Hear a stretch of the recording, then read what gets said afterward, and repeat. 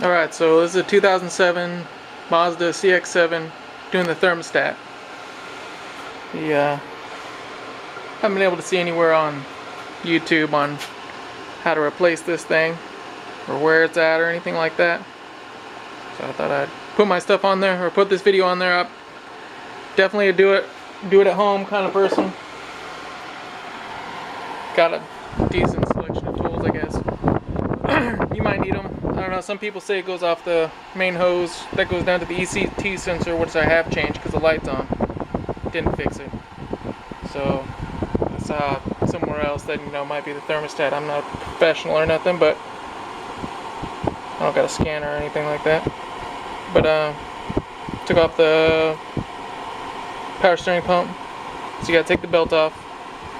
It's pretty easy. I wouldn't be very intimidated about it. It's like a 14mm on the bottom. You gotta, tensioners down on the bottom. You gotta take the wheel off, and there's a little splash guard right there. You gotta take off. Pretty simple, man. Then you gotta get under there, and regular 14mm wrench will get on there. You gotta turn it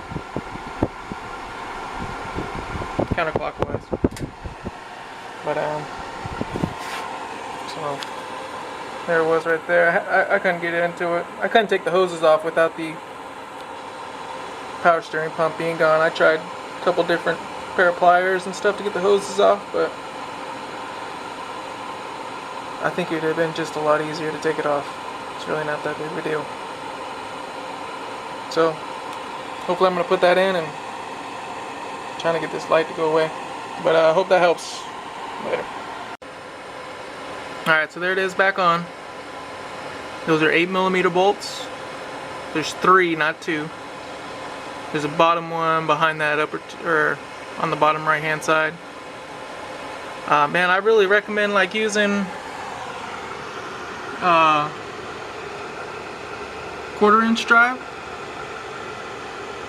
It makes it a lot easier, man, to get down inside there pretty tight, and then you need like the smaller gearing to get, you don't got much space, so it definitely works to have smaller tools to get down in there. And hopefully you got some snap-on or something, not some Craftsman or Cobalt bullshit,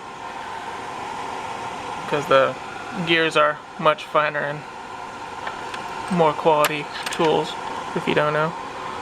But and then these bolts for the power steering pump, 12mm. That one doesn't come out unless you take that union bolt off, and you don't need to.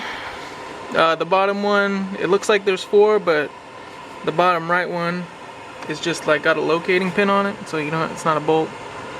That bottom one right there was pretty difficult. I used a wobbling extension with a short 12mm. I got a 1/4" on there, but it was about to break my 1/4" socket. But put all that back together and I'll know the thermostat's working anyways.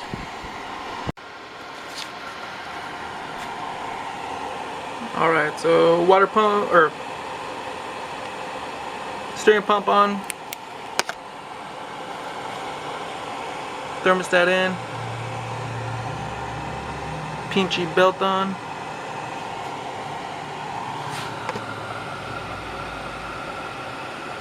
I think it'd be a little bit of a pain in the ass putting it back on for an amateur. But now just gonna drain the coolant and put some fresh coolant in. Alright, so everything's back on there. Seems to be running fine. Hopefully this fixes the issue that I'm working with. A couple things that you can do while you are replacing the thermostat is you can change the belt. And oh my gosh, go to Mazda and get a Mazda belt, or one that they use, he said one other brand that they recommend or whatever, man. I went to AutoZone, I got a Mazda MPV 2 2004, and that belt for that water pump has no tensioner, and everybody will look at you crossways and try to sell you some shit, man. So definitely get a factory belt And the belt for this one, I went to AutoZone and got a belt for it, and it was too small, man. And it's not flexible.